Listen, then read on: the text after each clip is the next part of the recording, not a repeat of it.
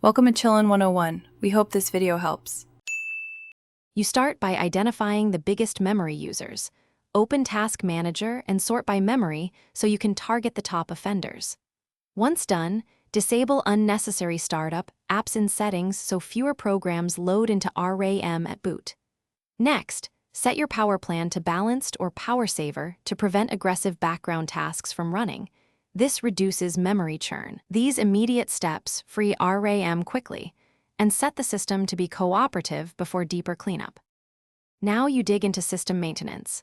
Uninstall or repair apps you seldom use and run disk cleanup to remove temp files that can bloat memory usage.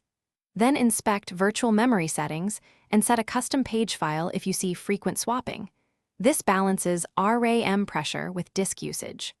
Finally, carefully disable non-essential Windows services to stop background memory consumption. Create a restore point before changes so you can revert if something breaks. These steps stabilize memory long-term. Finish by adding complementary measures.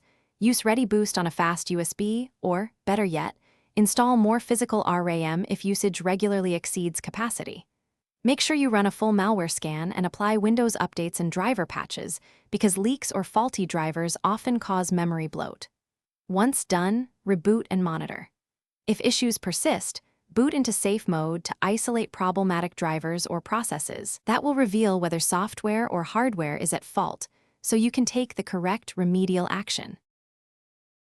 Thanks for watching. Consider subscribing if we helped you.